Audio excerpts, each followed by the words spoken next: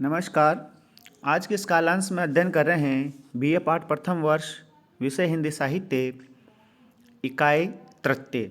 इकाई तृतीय के अंतर्गत जो 4 कवि हमारे पाठ्यक्रम में लगे हुए हैं उसमें से हम सूरदास के पदों की सप्रसंग व्याख्या कर रहे हैं। तो पद नंबर 2, जहाँ पर दीनानाथ ढरे सोई कुलीन बड़ो सुंदर सोही जिहि पर कृपा करे। कौन विभीषण रंक निशाचर हंस हंस छत्र धरे।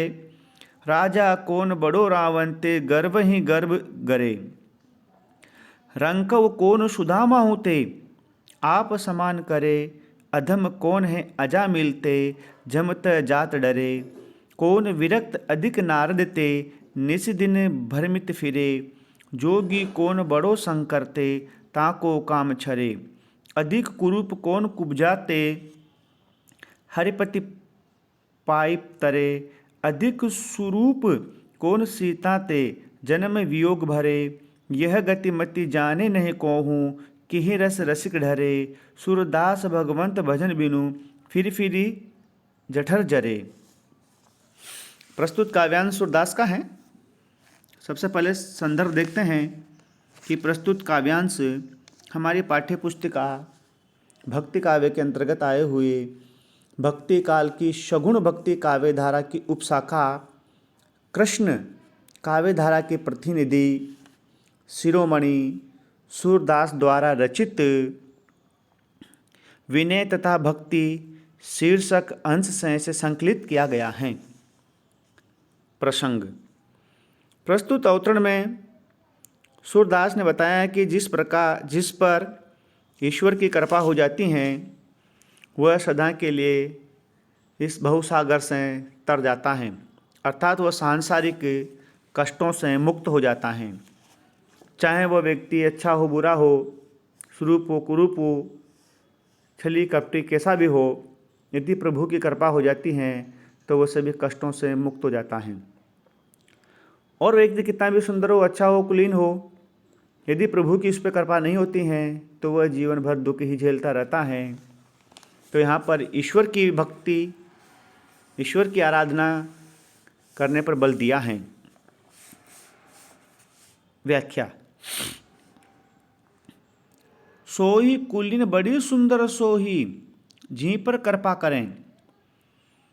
कवि भक्त सूरदास कहते हैं कि जिस पर दीनानाथ अर्थात भगवान दया करते हैं, कृपा करते हैं, सोई कुलीन वही व्यक्ति उच्च कुल का होता है, वही व्यक्ति अच्छे कुल का होता है। चाहे उसका जन्म निम्न कुल में हुआ हो, चाहे उसका जन्म अच्छे कुल में हुआ हो, लेकिन जिस व्यक्ति पर प्रभु की कृपा होती है वही व्यक्ति कुलीन माना जाता है, अच्छे कुल अच्छे संस्कार वाला माना जाता है।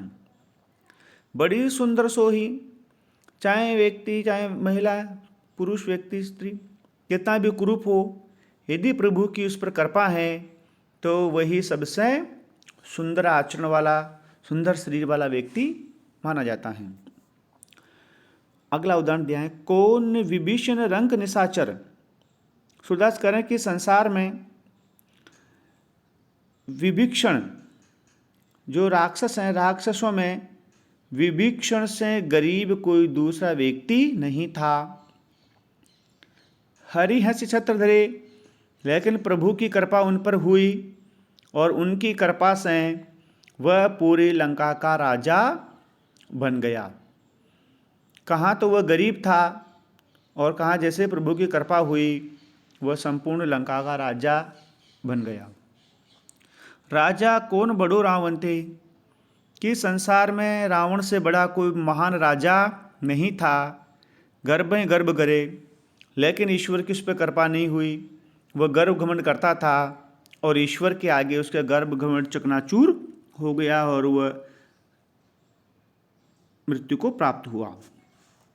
रंको कौन सुदामा होते कि संसार में सुदामा से ज़्यादा कोई गरीब नहीं था, जिसके फटे पुराने वस्त्र थे, खाने के लिए अन्न नहीं था।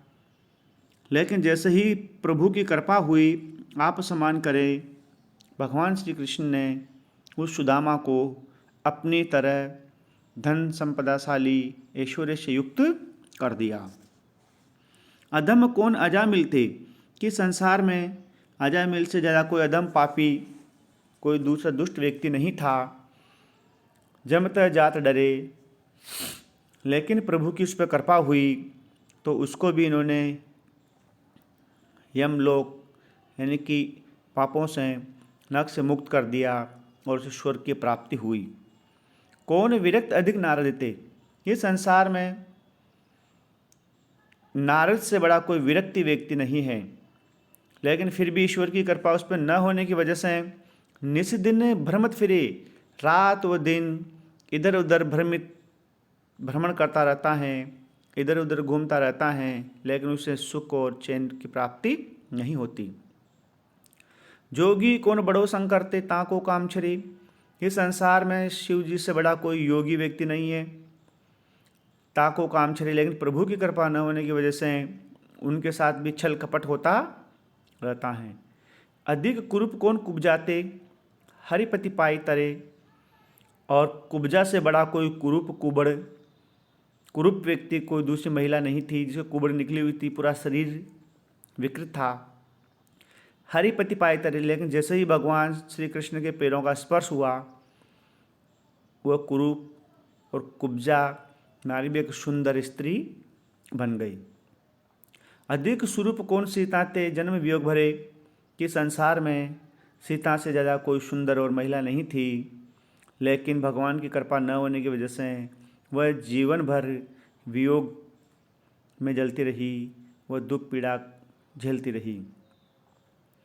यह गति मति जाने नहीं कोहूँ, कहीं रस रसिक ढरे।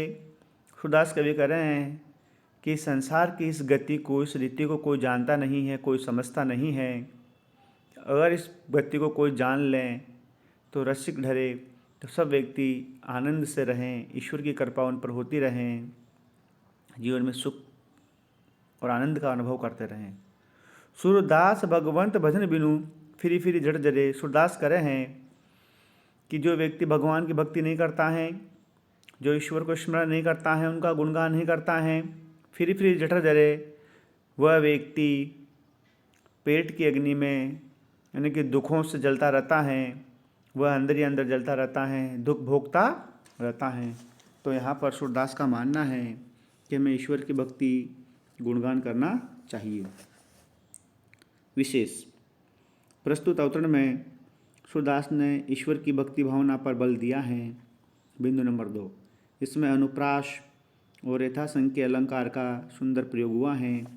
बिंदु नंबर 3, इसमें ललित लवंगी सहज सरल ब्रज भाषा का प्रयोग हुआ है, जिसकी पद, योजना, गेय और प्रशस्य से युक्त हैं। धन्यवाद।